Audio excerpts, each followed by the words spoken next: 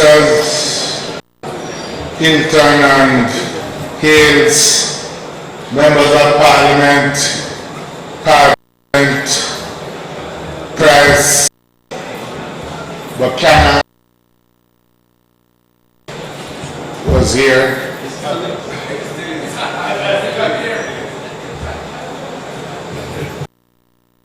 Your Worship the Mayor,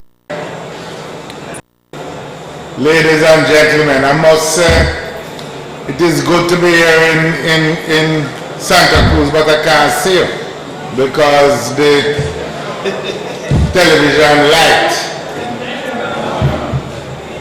is blocking the view. So I'm going to ask the organizers next time they have a face-to-face. At least we need to be one with the people.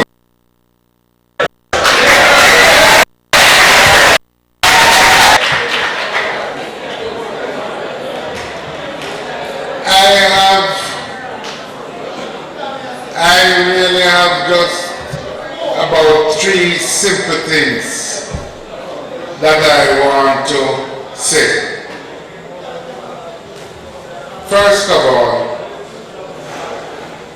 that the administration led by the Most Honorable Portia Simpson Miller has succeeded between 2012 and the present time in rescuing Jamaica from the road to bankruptcy and chaos on which it had been placed. We should recall where we were at that time when the debt, the country's public debt, had grown by more than 66% in the space of 4 years, when all our creditors had closed their doors to Jamaica, all our creditors, when the IMF program then was off track after what I would say 1.5 tests.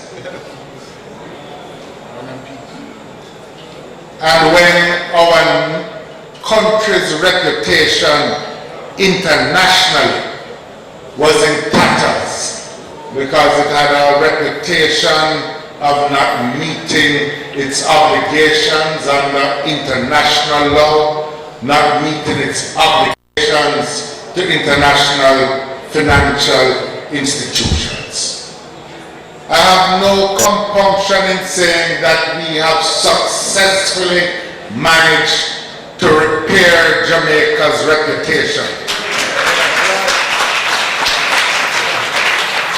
We have been able to entertain heads of state from the President of the United States, and in the course of the next week we'll be entertaining all the heads of state of the Petra-Caribbean states. This is not a time when people were wondering whether ministers could travel because there might be danger of extradition and apprehension. As far as our international economic relations are concerned, we entered into an agreement with the International Monetary Fund in May 2013. And since then we have had 8 successfully completed reviews, and the 9th review is underway now as we speak, and I have every expectation of a similar success. But it is not, as they say, just passing tests,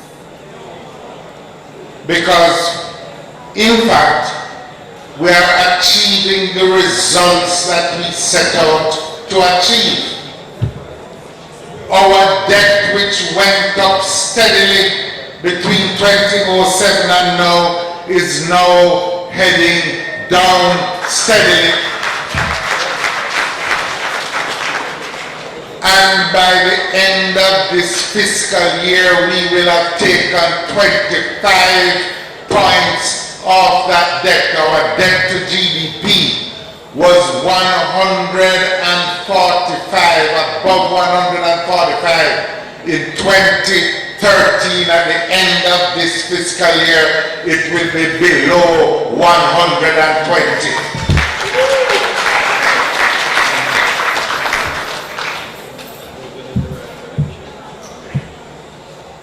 Our net international reserves, which at the start of our economic reform program was $800 million and falling because we were closed off from all access to international and I dare say domestic financing.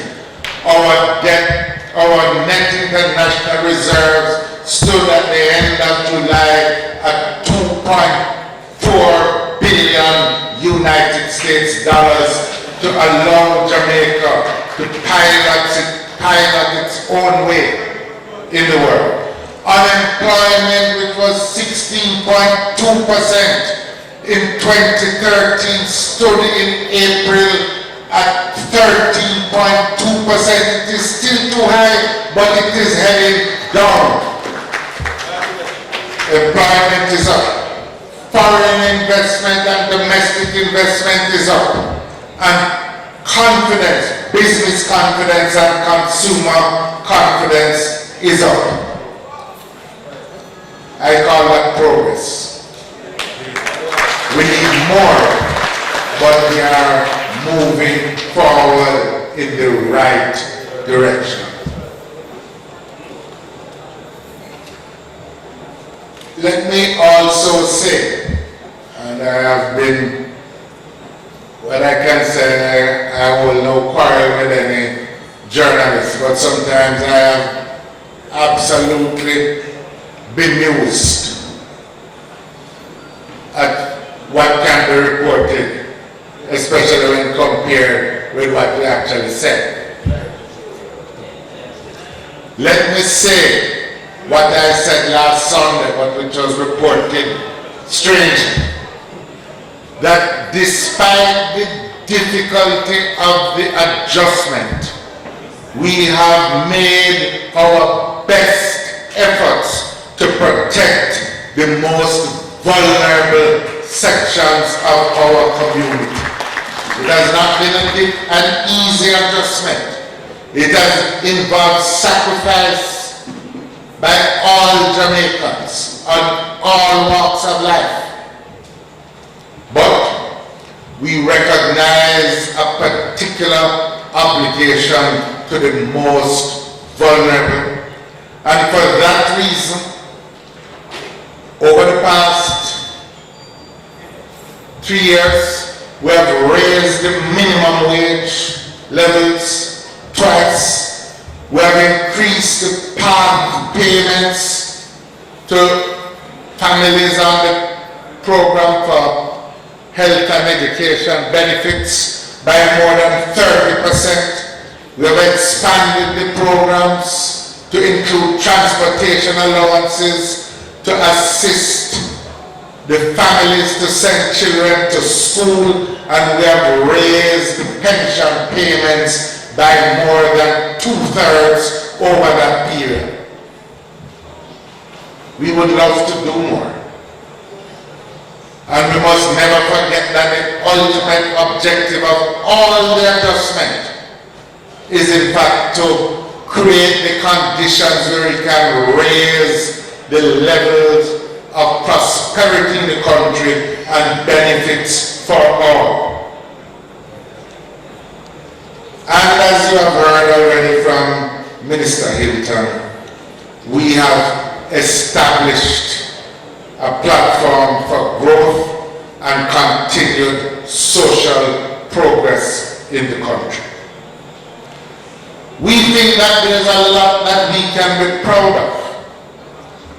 in the fact that more than 20 schools, and in fact something like 17 schools this year, will be coming off the shift system, putting an end to a system in the educational institutions which is denying too many of our children access to a full day's schooling and access to the extracurricular activities which are essential to a first-class education. And indeed, right here in St. Elizabeth, the schools that are to come off that shift system include the B.B. Court High School, the Balaclava High School, the Santa Cruz Primary and Junior High, the Hatfield Primary and Junior High, Osborne Primary and Junior High. And we're going to take them off the shift system, including, of course, Eltham. Well, these are another parish. But that is the kind of progress that has been possible in the same period. We feel the Balaclava High, now the Roger Clark High, and the Sidney Pagan High School upgraded to be one of the science and technology academies. Aberdeen High upgraded from primary to junior high through JC. We have managed to keep the social progress going. We want it to go quicker, but it is moving forward in the right direction. And then when you look at agriculture, there have been important gains that have been made as a consequence of the adjustments. We have a problem with water at the present time, but there is no doubt that we are now feeding ourselves from our local production to a greater extent than we have done over the past 2 or more decades. And among the big developments that I expect is the benefits that will flow from the cassava processing plant at Elim, which will soon be opened next door to the Sydney Pagan STEM Academy, and where, because of the adjustments in currency values, there is a major initiative, not only to put cassava as the base carbohydrate in beer production, but to replace a good percentage of the flour imports with cassava produced here, so that we are not putting farmers to work in North America, but putting farmers right here to work in Jamaica, to feed Jamaicans, earn better incomes for themselves, and at the same time spread prosperity throughout all the rural townships, like right here in Santa Cruz. Another area which represents a fundamental platform for growth is the energy economy. And again, this part of the country is participating in the new energy economy emerging. The wind farms that are expanding down here between South Manchester and St. Elizabeth are going to contribute even further to the more than 20% reduction in electricity prices that has resulted. Over in Clarendon, as we speak, the largest solar farm in the English-speaking Caribbean is being constructed, which will add to the renewable energy and lower cost energy which we are seeking. And of course, while others spoke about bringing natural gas for 4 years, this administration, led by Prime Minister Portia Simpson Miller, has brought LNG, liquefied natural gas to Jamaica. JPS signed the contracts last week, and the end result of the energy reforms will be to see an even sharper reduction in the price of electricity, which will not only benefit the householders, but will provide a platform for the expansion of manufacturing and all other sorts of enterprise in the country. We haven't solved all problems. We haven't completed all the reforms, but we have laid the platform and we are moving forward in the right direction.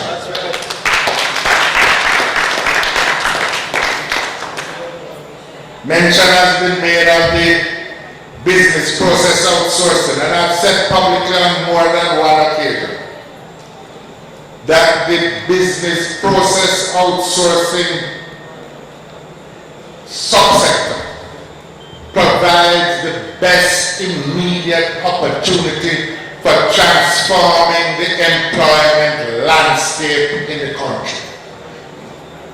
In Mandeville, but it's just coming from the east to the west.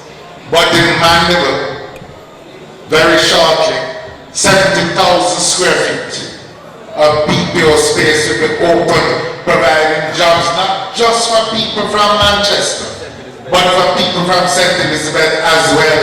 And as I said, it's moving from the east to the west, and it's not stopping in Mandeville. It is going to continue its movement. We take particular pride as an administration also in that we have delivered more titles to Jamaican people that have a stake in their own country as owners of this little piece of the rock than any other administration ever in the history of the country. Bauxite, the revival has begun. It is linked to the energy economy, and as we continue to reduce the price of energy, then we will see the startup of not only more bauxite mining but of aluminum production as well. We're moving forward in the right direction. Tourism. There has perhaps not been an equivalent period in our recent history of expansion in the tourism industry as we are seeing now. More than 5,000 plus new hotel rooms, either in construction now as we speak, which is about 1,600, or at various stages in the planning process, approvals, design work, and others. So, we have not only rescued Jamaica from the path to bankruptcy, but we have set a platform for very great progress. But I think what is perhaps for me the most pleasing aspect of recent developments is that we have done this and build a national consensus among all stakeholders.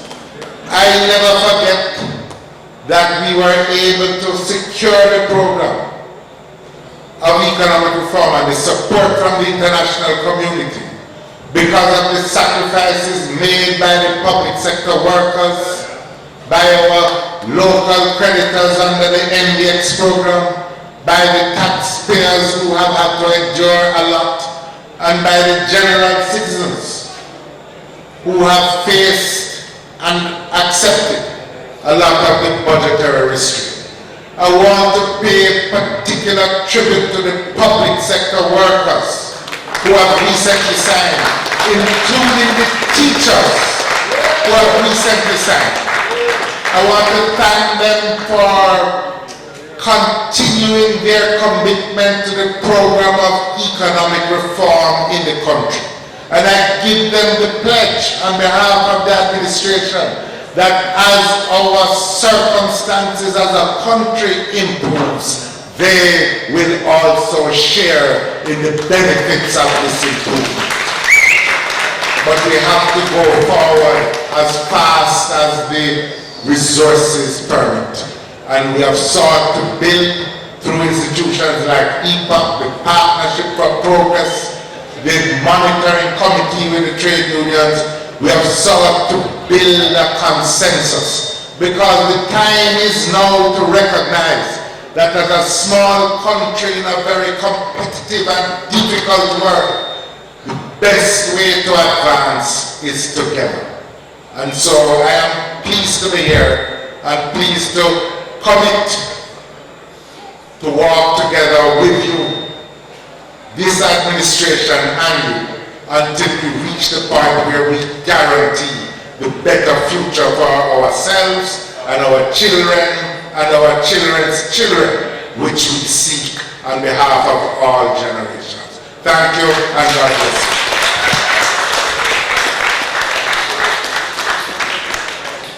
Thank you very much, ladies and gentlemen. I think it's appropriate to give another round of applause to the Honourable Peter Phillips, the Honourable Anthony Newcomb, the Honourable Ian Hales, and of course His Worship the Mayor, Everton Fisher. We are about to go into the second part of the segment, which is the most important part, because members of the audience will be able to make